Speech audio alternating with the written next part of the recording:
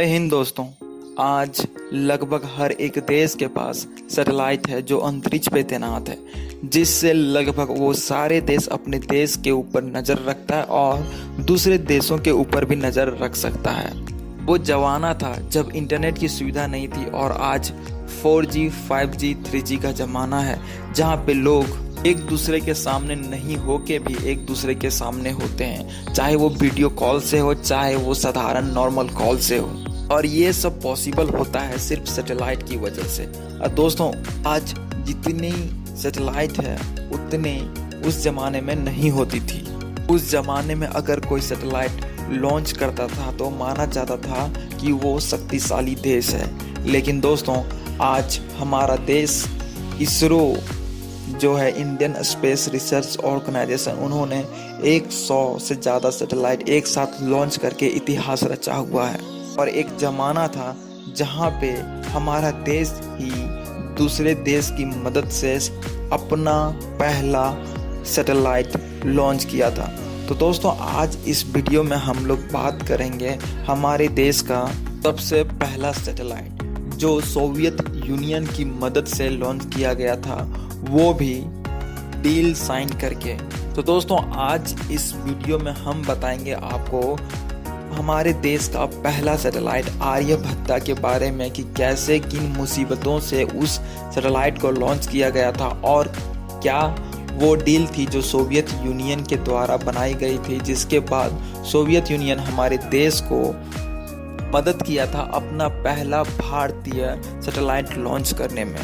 तो दोस्तों, इसके लिए आप इस वीडियो को पूरा देखिए और जितना हो सके इस वीडियो को शेयर कीजिए ताकि सबको ये बात पता चल सके। और दोस्तों, अगर आप लोग नए हैं तो हमारे इस चैनल को सब्सक्राइब कीजिए और साथ में बेल आइकन दबा के नोटिफिकेशन ऑल कर लीजिए ताकि वीडियो की जो अपडेट है वो आपको हमेशा ऐसे ही मिलती रहे।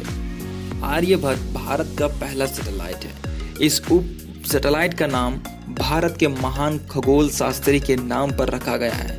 इस सैटेलाइट को 19 अप्रैल 1975 को सोवियत यूनियन के द्वारा कॉस्मोस 3M लॉन्च वाहन द्वारा कास्पुटिन 4 में प्रक्षेपित किया गया था। यह ISRO Indian space research organisation द्वारा निर्माण और अंतरिक्ष में सैटेलाइट संचालन से अनुभव प्राप्त करने के लिए इस सैटेलाइट को बनाया गया था। भारत में बनने वाला पहला सैटेलाइट आर्यभट्ट का वजन जो था वो 360 किलोग्राम था। एक्सरे, खगोल विज्ञान, अंतरिक्ष विज्ञान और सौर भौतिकी में जानकारी हासिल करने के लिए वैज्ञानिकों ने इसका प्रयोग किया था। दोस्तों, इस सैटेलाइट को लेकर सबसे आश्चर्यजनक बात हम बताएंगे आज, जो आप बिल्कुल भी नहीं सुनेंगे। तो इस सैटेलाइट का जो निर्माण, मतलब जब इस सैटेलाइट जो बनाया गया था वो एक शौचालय में बनाया गया था। उस निर्माण का जो काम था वो शौचालय में चला गया था। मीडिया रिपोर्ट्स की माने तो हालांकि इस सैटेलाइट को पीनियम में तैयार किया गया था, लेकिन इसका लॉन्च जो था वो सोवियत यूनियन की सहायता से किया गया था। इसके एवज में 1972 में इसरो के वैज्ञानिक UR राव ने सोवियत यूनियन रूस के साथ एक एग्रीमेंट साइन किया था, जिसके अनुसार सोवियत संघ रूस भारतीय बंदरगाहों का प्रयोग जहाज़ों को ट्रैक करने के लिए कर सकता है। तो इसको गौर से सुनिएगा। शुरुआत में ऐसा माना जा रहा था कि इस सैटेलाइट को बनाने से लेकर लॉन्च करने तक में मात्र 3 करोड़ रुपए का खर्च आएगा। दोस्तों, आप समझ सकते हैं कि 3 करोड़, मात्र 3 करोड़, और आज के ज़माने में 3 करोड़ में क्या होता है आप खुद समझ सकते हैं। लेकिन फर्नीचर और उनके बाकी कुछ चीज़ों को खरीदने के कारण ये जो खर्चा था, 3 करोड़ का जो बजट था, वो बढ़ गया था। 1975 में इस सैटेलाइट को लॉन्च होने के इस ऐतिहासिक क्षण को रिजर्व बैंक ऑफ इंडिया ने 1976 में 2 रुपए के नोट के पिछले हिस्से पर छापा था। जी हाँ दोस्तों, उस टाइम आर्यभट्टा सैटेलाइट का जो तस्वीर था वो 2 रुपए के नोट में छपा गया था, जैसे कि आज के रुपए में जो है मंगलयान का फोटो छापा रहता है, उसी तरह से।